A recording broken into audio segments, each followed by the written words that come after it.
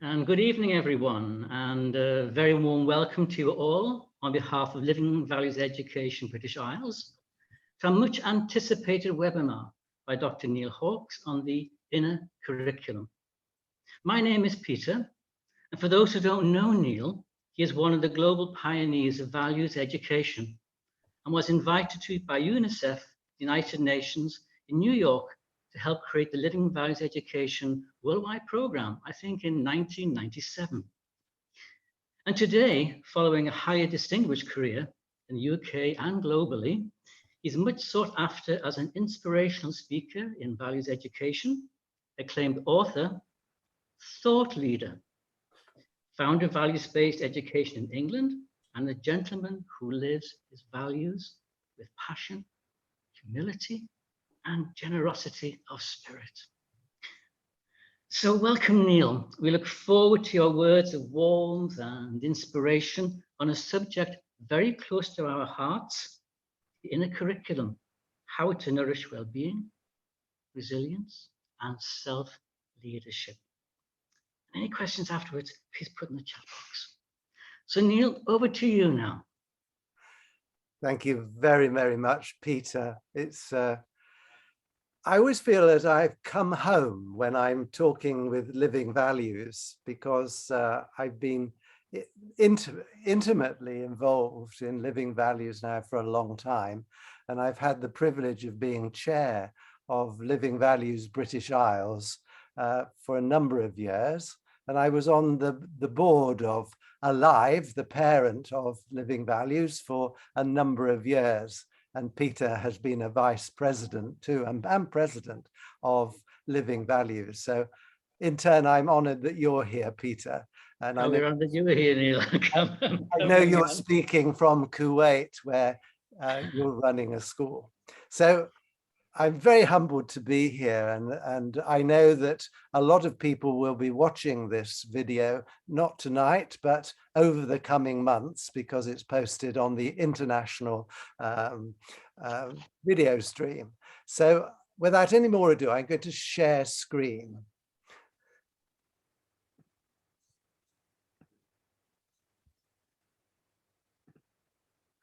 So here we are. So it's a pleasure to be introducing this topic, which is really so close to my heart and my wife, Jane. We've been thinking about this for many years, and I know in the context of Living Values, this has been a topic that we've been thinking about for a long time, sort of thinking about your inner world. But before I say any more, I want to just acknowledge the pain that me included are going through at the moment with the terrible things that is happening in the world at the moment. We've been through pandemics, we've had so many worries over the last few years, and now we have a lot of suffering with innocent people in the world. And I just want to acknowledge that at the moment. And I'm dedicating this talk on the inner curriculum to the people of the Ukraine. One of my heroes and someone who's guided my thinking over many years is Vasily Sukhomlinsky. And he was a Ukrainian school teacher. And a lot of people in many countries are using his thinking and techniques without ever realizing it. He influenced millions of teachers.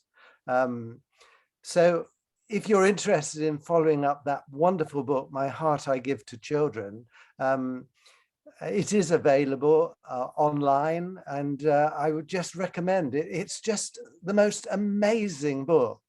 Which makes you realize how you should ground a curriculum in the natural world, so we feel as human beings a part of the natural world. So I'd like to start with Vasily. His daughter is at the university in the Ukraine, and I'm just hoping that she's all right.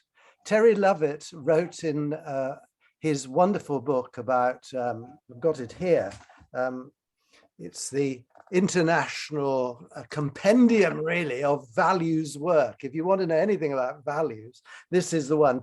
Professor Terence Lovett in Australia put it together. And there's a chapter on Sukhomlinski's work written by his daughter. And where I was absolutely touched is in Terry's commentary. He said that the work that I had done at the school in the UK had some similarities to Vasily's school in the Ukraine. I was deeply, deeply honored when he said that. So before we go on, may I invite you to take a moment of inner stillness. So may I just put your hands in your lap or somewhere out the way. Sit still and upright, but not like a soldier, just being still. And if you're happy to close your eyes, do so, or look at the candle on the screen. And I'd invite you just to take a few really deep breaths, about 5 deep breaths.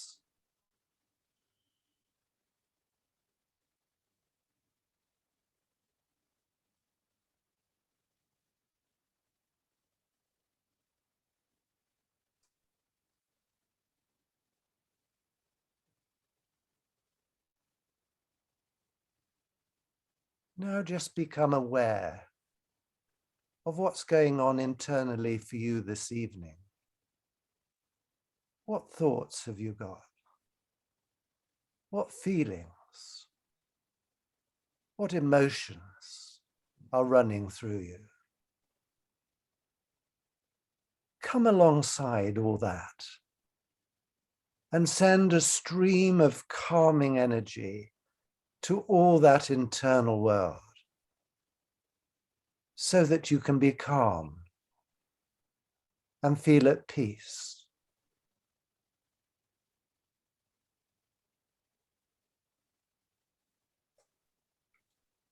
Take 3 more deep breaths.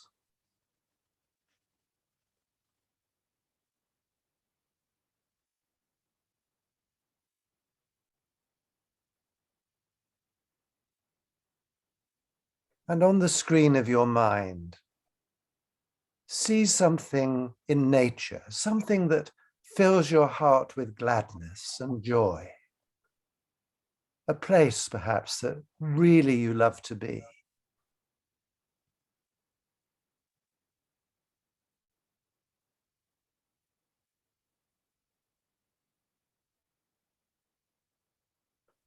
And with that image in your mind, just feel the peace and calm that you can create for yourself in your internal world.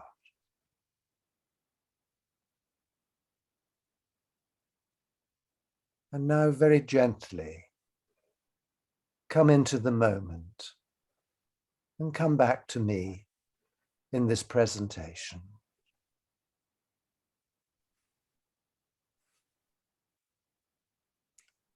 We often talk about the internal world, but it's through experience that we actually find our internal world. Giving ourselves time on a daily basis, several times a day, to actually check in with ourselves. Where are we? What are we feeling? A lot of organizations call that traffic control, controlling the traffic of the mind, giving yourself time. In schools, I call it taking a moment to just be still.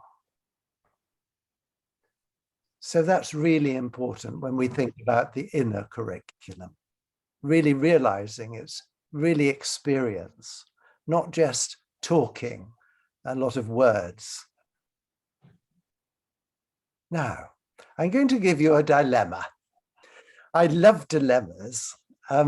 This is a dilemma I saw in a school in Lincoln a few months ago. Year 6, 11-year-olds, 10 to 11-year-olds. The teacher had put out on the desks several dilemmas, and there was a group of children standing around one dilemma. And they were talking about it. Now I'm going to show you this dilemma, and I want you to decide what you would do. So here's the dilemma. The science teacher has left out the answers to the test on her desk. Your friend copies them and offers to share the answers with you, so you can both go out rather than revise. You find science quite hard. Now, what would you do in that circumstances? Unmute yourselves and one or two of you tell me what you would do, if you want to tell me.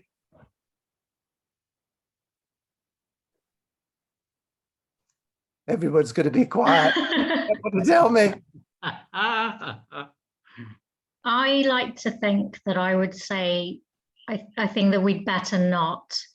I'm not 100% sure, to be honest, but I think that's what I would do. I would be too scared of getting caught. Interesting. Peter, what would you do? It's interesting, this one's on the screen, Neil. There was a situation in the school I was in when a similar thing happened, and one child did see the answers and tried to sell them to his friends. And his friends said, no, we just want to give the truth. And they mentioned it to the teacher, and the assessment paper was changed. Wow, interesting. And Alan, I can't leave you out. So because of bitter experience, Neil, I would not cheat, because when I was, I think, around about 14, I hadn't revised for our biology test. And I was sat next to somebody who was clever and did well at biology. So I decided that I was going to copy what he wrote onto my paper.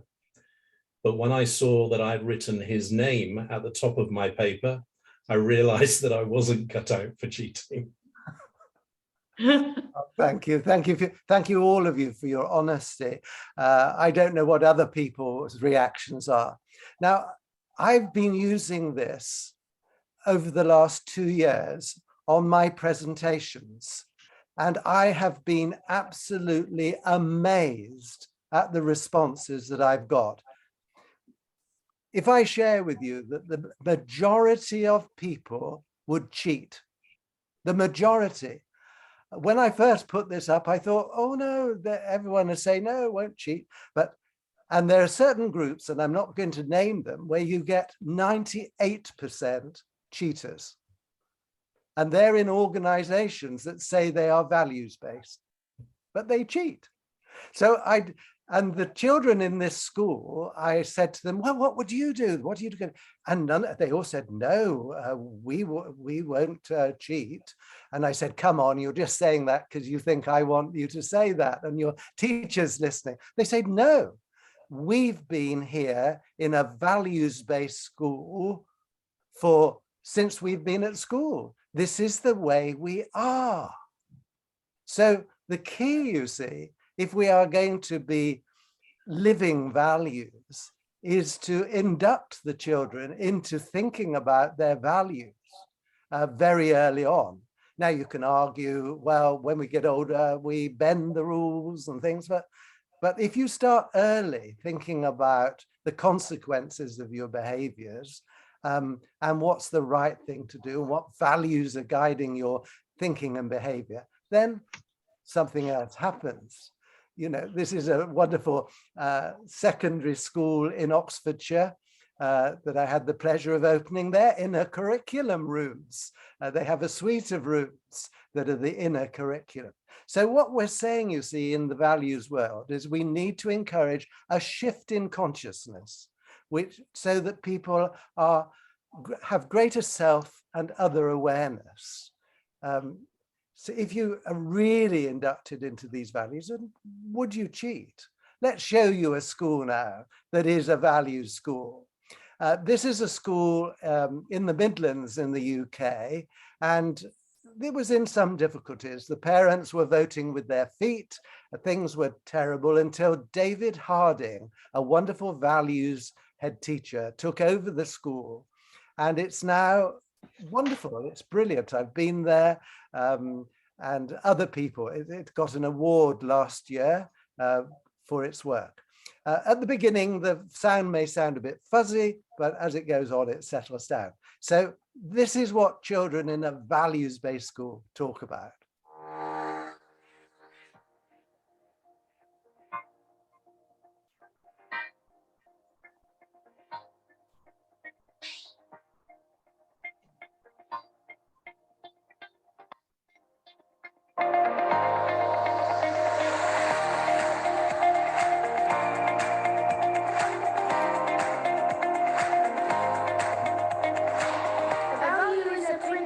That guides our thinking and behaviour.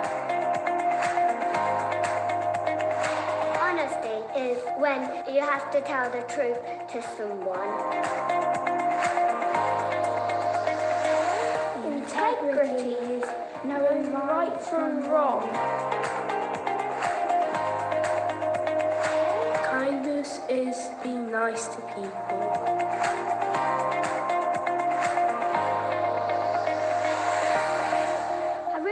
Respect, because you need to respect people how you want to be treated. Curiosity, pride, confidence, courage, responsibility, self-belief. Truth means never to lie. Enthusiastic, you're like happy and all excited. Resilience means you keep trying. Determination is where you never stop trying. Altruism is doing something without expecting a reward. Equality is where you treat everyone equal, no matter religion, skin colour, race or gender.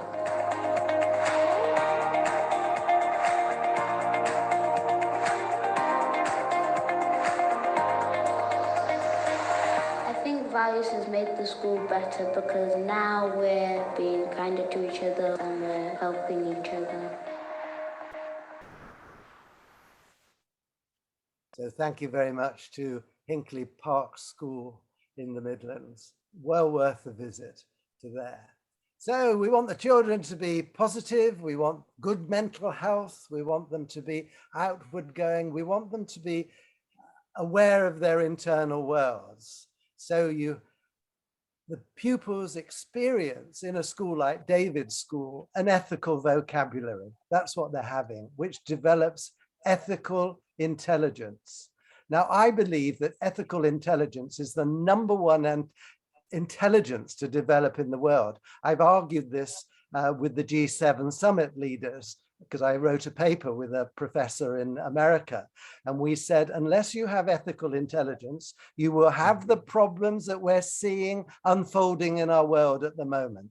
What is ethical intelligence? Ethical intelligence is the ability to ethically self-regulate your own behavior.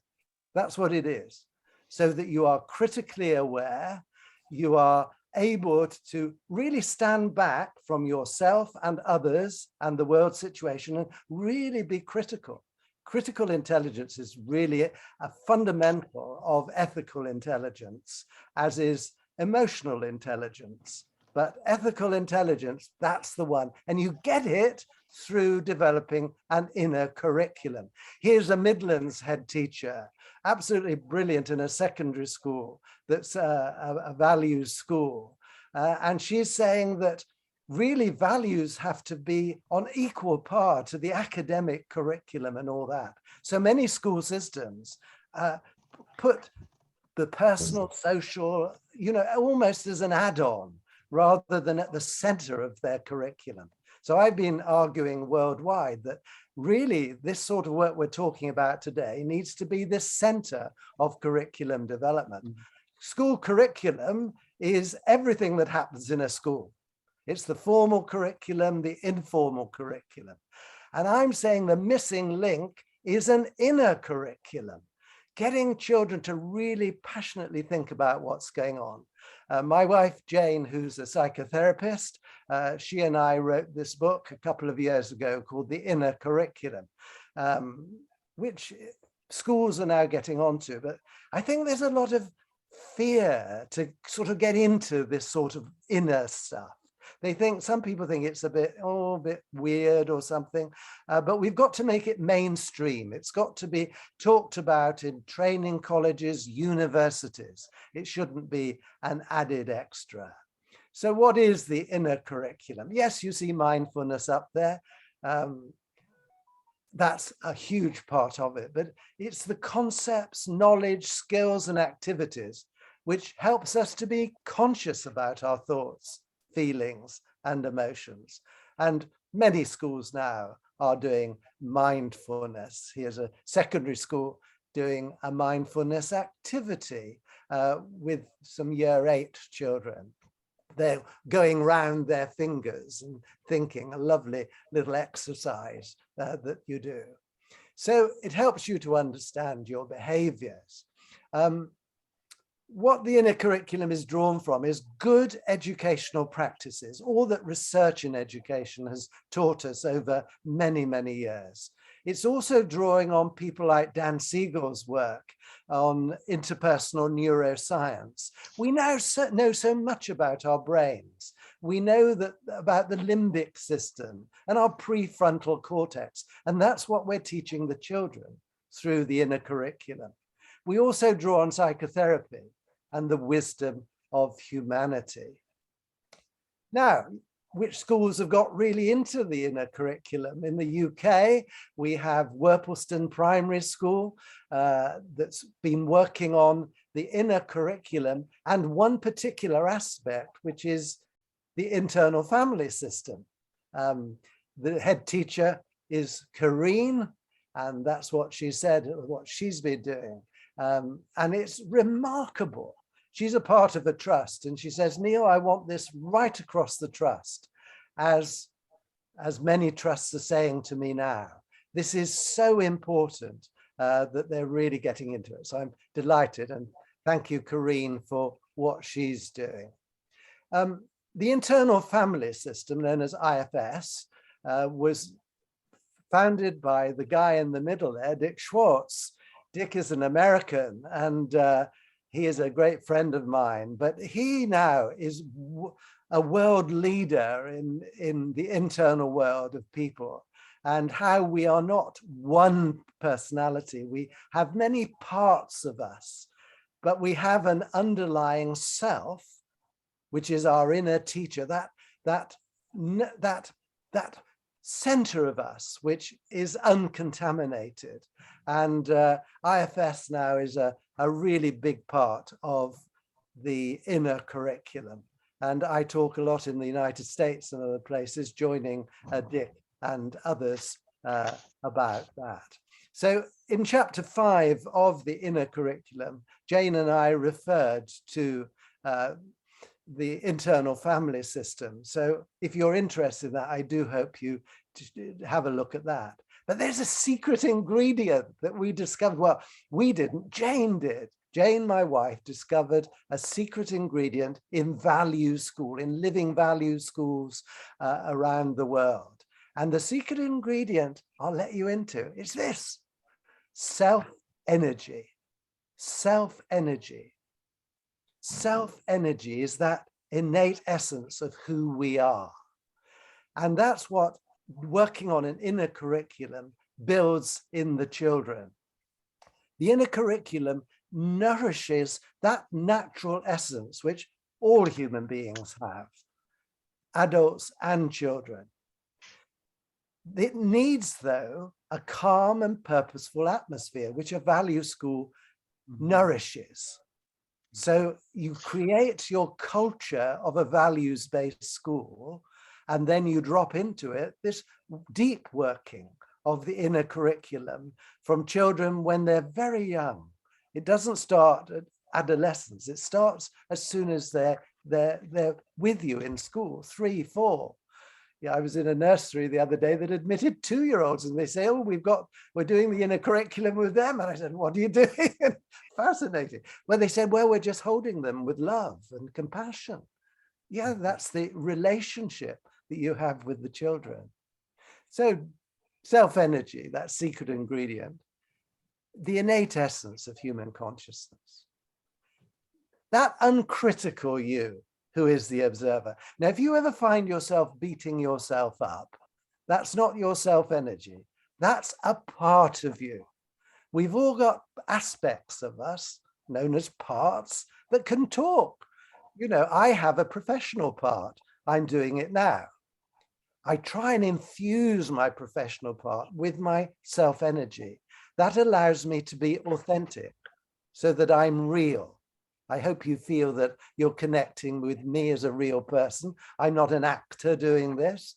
I really passionately believe what I'm doing because that's my self-energy. But other parts of me, you know, I have a nervous part that can be in the background saying, Neil, be careful, you know, things might happen. I have other parts around too that can show up when sometimes I don't want them, but I have great compassion for them. So the uncritical you, it's your compassionate inner teacher. And it's that energy that is healing and wise that can come alongside you. We have so much mental trauma going on in the world, and we need this healing energy, which we can generate ourselves and give to others with a lot of compassion.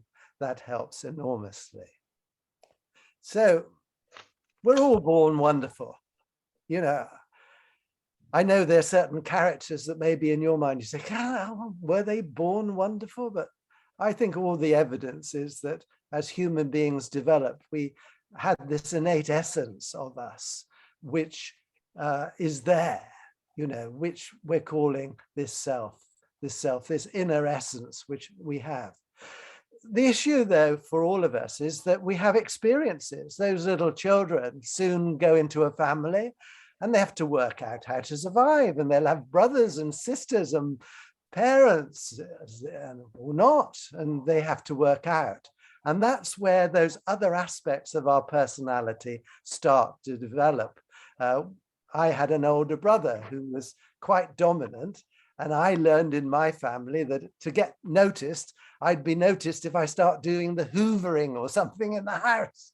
So I became nice Neil, you know. So we all adapt our personality to the situations. And some poor souls will have trauma. Something will happen to them that's, you know, really nasty. I remember a little girl coming to me in one of my schools and crying because she had really been abused the night before by being forced to watch by her elder brother a pornographic movie. She was distressed. And that's then locked in. That trauma's locked into her system unless it's released through compassionate interaction with other people. A trauma is only a trauma if it's not released, if it's not talked about. And so when we then find children older, when they come in, and many children will be older than these are 12-year-olds. But what's our role as adults? What do? Well, we have a lot of heart. We have a lot of what I'm saying is this self-energy. Talk to children as real people, not, you know, just as a role, and connect with the inner essence of a child, not looking at their behavior. Get past that. In IFS terms, you say, if a child is acting up in some way, you say, well, I notice a part of you is doing X. Never refer to the child as a whole, always a part. So you then leave the person intact. Their self-esteem is intact. Whereas if you say, what have you done? I don't like you, you know, that then hurts their self-esteem. So the language that you use is really important. If you get that language right and you connect, the best teachers I ever see are those who can connect with children, and then they have attunement. They can attune to another human being. If a teacher can't do that, they shouldn't be in a classroom. It's that ability to really attune. And what they're doing is using this self-energy. So that's a neat little model, I hope, that will help you understand. So we want children to be more self-regulated if we're going to have a peaceful world in the future. They've got to be able to stand back. They've got to watch what's happening. They've got to be aware when they're being manipulated by media, by the press, by peer groups, by anybody. We've got to have a higher level of consciousness. Otherwise, the majority of us sleepwalk through our lives, and then we find suddenly we have leaders in our political field running the show, and we can't do anything about it. We're helpless onlookers. So the deeper aspect of this inner curriculum is we're waking people up, come alive, be aware what's happening to you, so that we can preserve life on this planet. Have we all forgotten COP26 now and the climate catastrophe?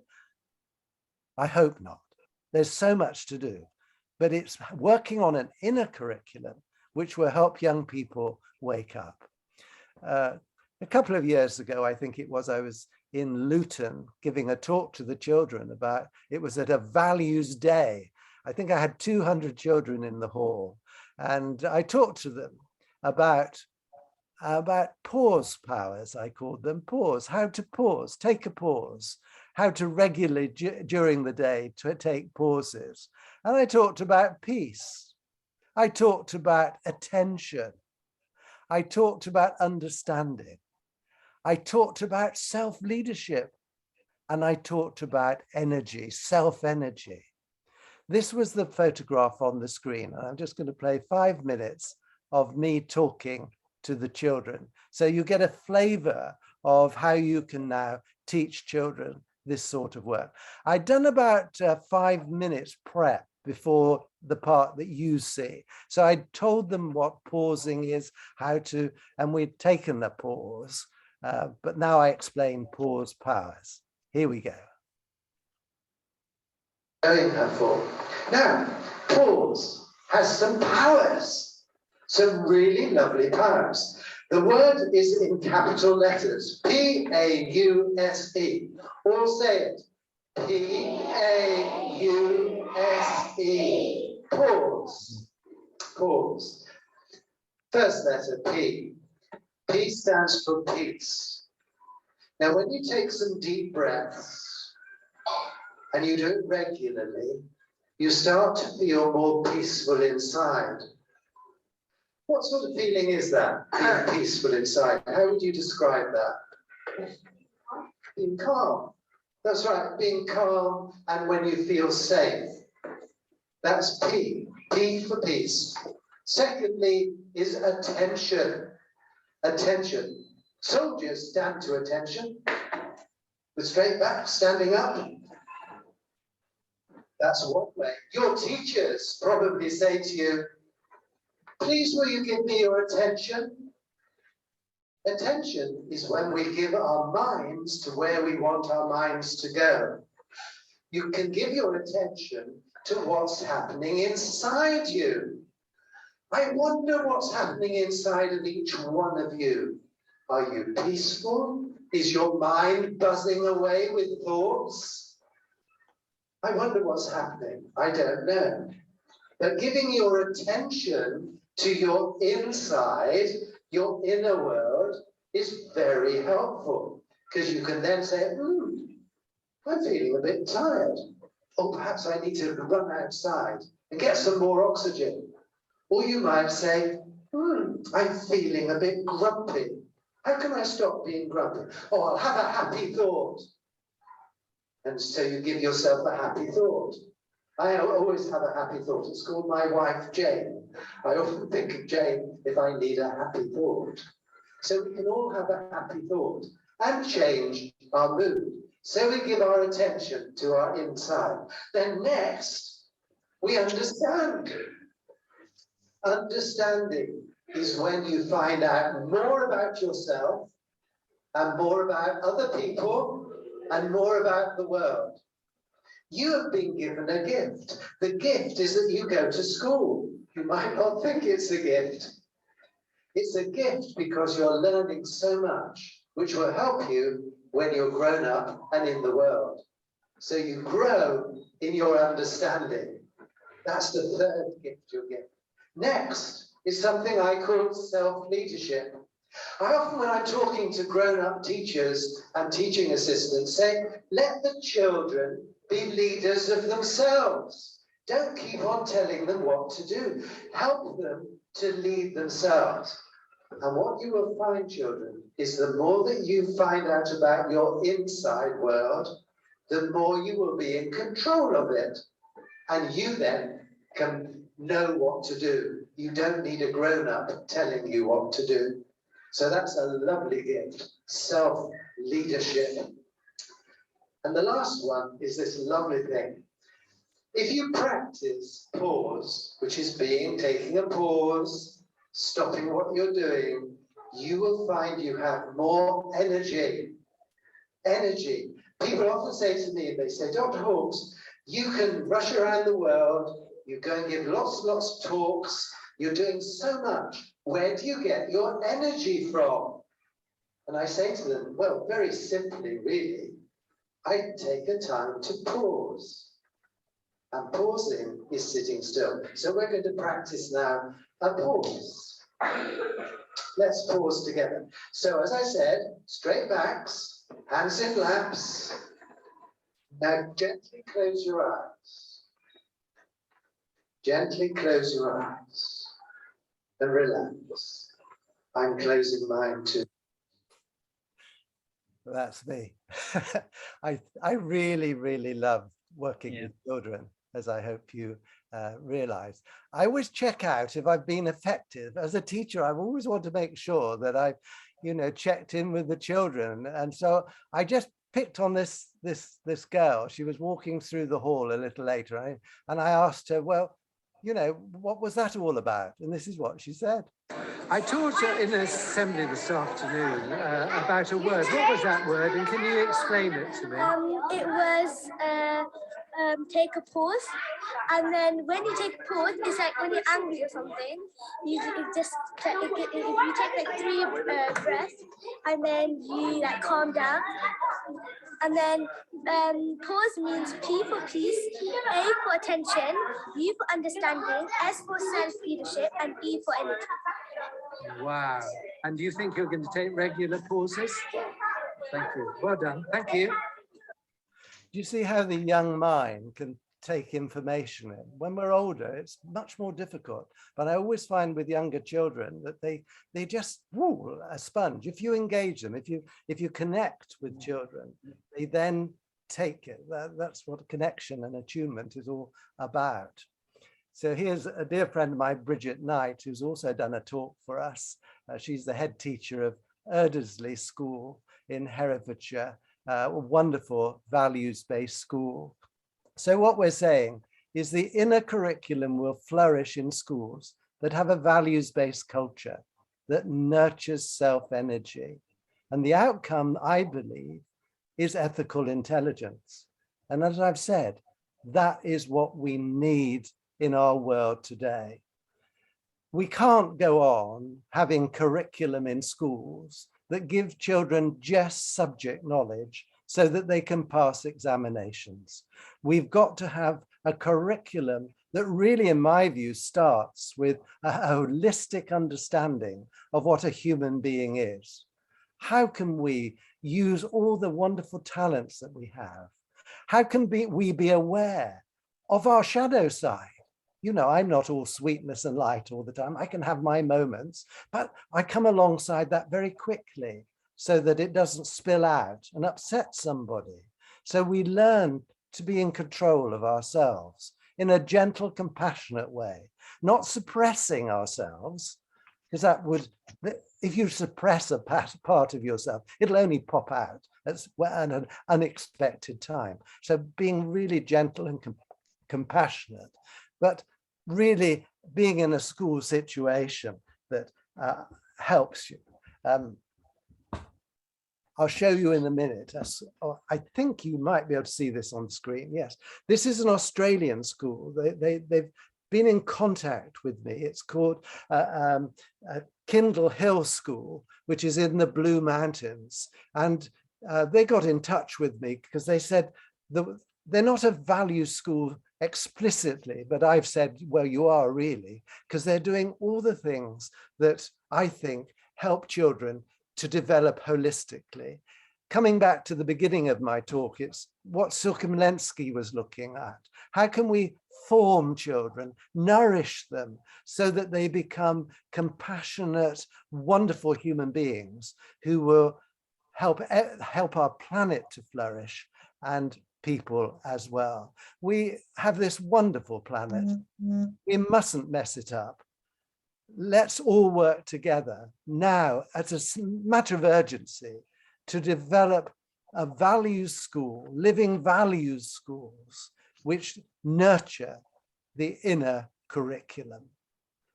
If any of you are interested, do contact me by email, and there's a web address if you want to see it too. So I'm going to end now, and I'm going to hand back to Peter, who can do what he likes. Thank you, Peter. Oh, thank you, Neil. Inspirational as ever. Can you hear me? I can hear you. Oh, very good. Your passion came through. Because you truly live in your values, Neil. And there was so much there for us this evening to take away. And I think I might like to open it now to everyone who is part of this group to unmute yourselves and just maybe have just an open discussion. Anything you'd like to ask Neil or share amongst ourselves? Neil, I'm quite fascinated by your work, internal family system. So what you were saying about how you say to the children, you know, it's a part of you that's doing that. Could you elaborate on it at all, like more? So that's one aspect of it, let's say, like there are other parts of it. What Karina has found once she's been using the internal family system, the adults, first of all, became much more aware of their internal world. And you know, many scholars have been looking at the multiplicity of our minds, that we're not one person, we are actually lots, but we have an essence of us, which is ourself. But that gets overlaid, as I said, with these various parts that we have. So in a school situation, you get children to do a part map. So you get them to put down all their parts, and they can do little diagrams and things. Oh, this is my bossy part. This is my kind part. This is my, you know, and they can have a discussion about it. They can also keep a little manual or a diary about their parts and things, what's happening.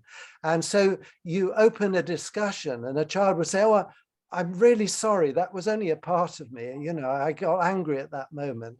And so we stop this identifying something we do with the whole of us.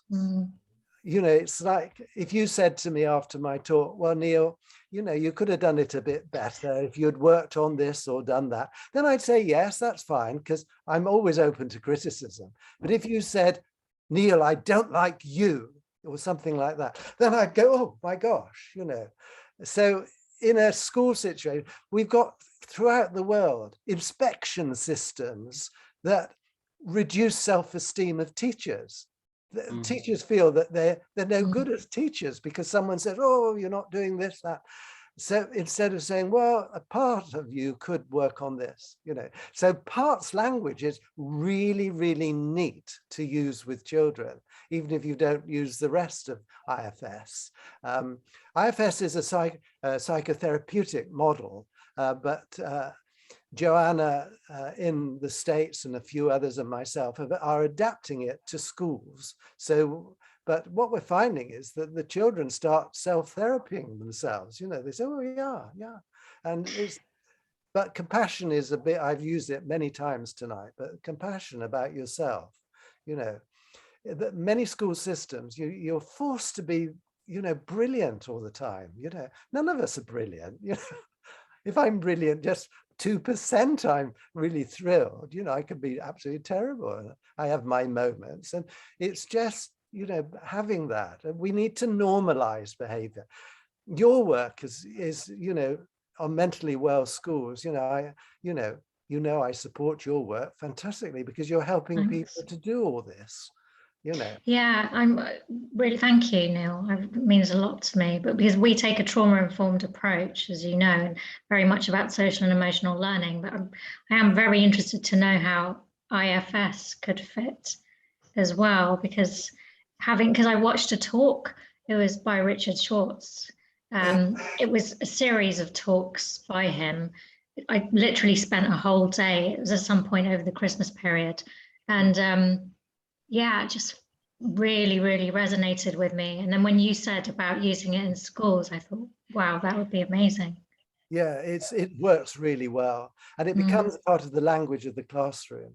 But for children that have issues, deep issues, then you could skill up someone in the school to work with a child in a therapeutic way. My wife Jane, who uses IFS, she's qualified in many psychotherapeutic processes, but she says IFS works the best. It's CBT is often talked about, and that works for many people at a superficial level, but if you've got deep trauma in you, I don't think it works. Whereas if you've got children with trauma, and many have, the IFS is the way to help them, because it can then describe their parts. So anyway, chapter 5 of the inner curriculum. Okay, I'll take a look. Thank you. Thank you. Anyone else want to comment or anything? Just a comment, Neil. Sorry, Alan, please. Alan. Thank you. So it's a comment and a question. It seems to me that life is changing, and no longer do we teach in a world that we did 20, 30 years ago. And it strikes me that there are two fundamental differences. The first is that it used to be the case that teaching was the teacher who had the knowledge, passing the knowledge over to the student who didn't have the knowledge and couldn't get that knowledge other than from the teacher. The second thing is that knowledge was kind of static, more or less. So, you would acquire knowledge, for instance, and that would set you up for a lifetime career as an accountant or whatever it might be. Today, knowledge is readily available and accessible. So no longer is it only held by the teacher. And secondly, the knowledge that we have today is redundant tomorrow. So it's not as long lasting as it was. And so that causes me to ask the question, what do you see as the skill set for teachers in the future? Because they used to be subject matter experts first and foremost, and that's no longer necessary. There is, of course, a need, Alan. Thank you for your question, which I think is brilliant. There is a need to induct children into basic skills. They need to be helped to read and write and use a computer and all that sort of thing. So there are certain skills that they need, but you're quite right from a knowledge point of view.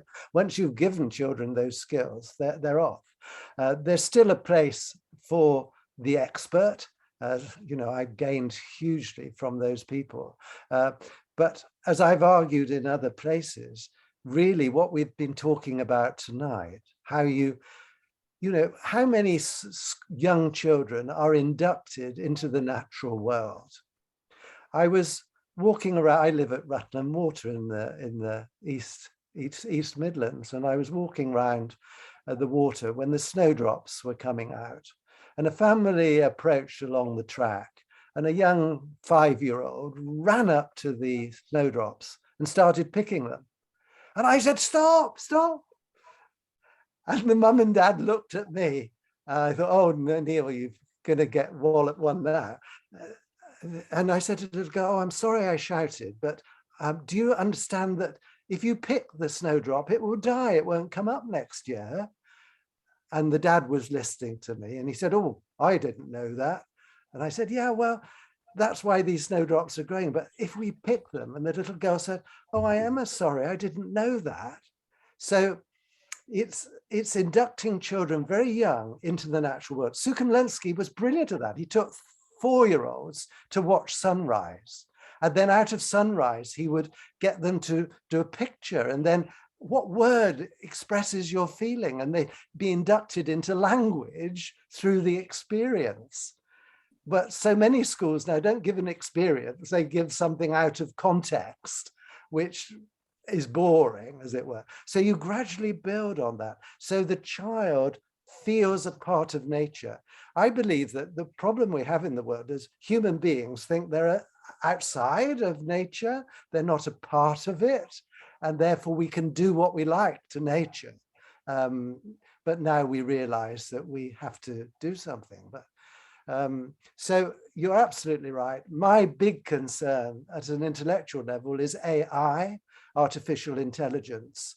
And that is the 4th industrial revolution that's happening now. And I'm worried that people are not from a values position that are programming these machines. And there's the amount of ethics in it really worries me. So we need in our schools to nurture people who really are sensitive in this way. You know, some people listening to me say, oh, Neil, what you're talking about is all pie in the sky. You're an idealist. Yes, I am an idealist. But unless we're idealists, this world won't have a future. It's going to end because some bright spark who's got power will press the button. And that's the end of all of us. So we've got to take this seriously. That's why I say, please, anyone listening, get this into mainstream, holistic education into mainstream. I don't know if I answered your question, Alan, but it's a deep one, isn't it? What do you think? Yeah, I mean, I agree with you wholeheartedly, Neil. And it seems to me that the education system is no longer fit for purpose, because what we should be creating is progressive citizens that are going to look after the world and add value. Whereas our education system is actually designed to create, it's like a load of people that just know some stuff and proved it. How useful is that? Yeah, and they all live in silos, not talking to each other. Yeah. Yeah. Anyone else before we draw to a conclusion? Peter, you were going to say something. Yeah, so just a wonderful session there, Neil. And I picked up on one particular phrase, one of your favorites, I think. We have an inner teacher that is not contaminated. You know, and I have a privilege of being here in Kuwait at this values-based school where there's literally no violence from children aged 3 through to 17. And we've discovered that children lose their innocence when they're 5, 6, 7 years old, because somebody tells them that they aren't good enough. And they try to compensate in many different ways by following somebody's view rather than what is in their heart. But when they come to the middle years, things start getting really interesting, these teenage years. And in our lineups in the morning, we ask them to do one simple thing. We have all the poor things that are in there, we have peacetime. Do the right thing. So if the tension is building, they have it in their heads, do the right thing. And it becomes more peaceful. And so from me to you, Neil, I was just once again re-inspired with your passion, your humility, and your I don't know, your destiny to really bring this inner curriculum to life. We've recently had a CIS inspection, and they've picked up on one of our slogans to work with: many voices, many expressions, one direction. And if we can focus on that one direction of peace and humility, compassion, we're going to be winners.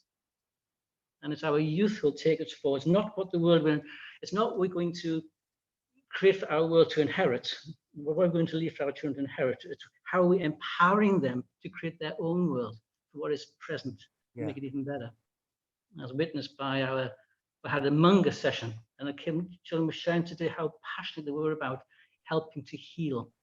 And I'm very optimistic, quite optimistic. It's a part of me saying, oh no, what's going on? But we must keep this passion, this optimism. And so to me, on behalf of everybody, Neil, and others who want to share with you, keep doing what you're doing. It's inspirational. Thank you so, so much. Thank you very much. Thank you.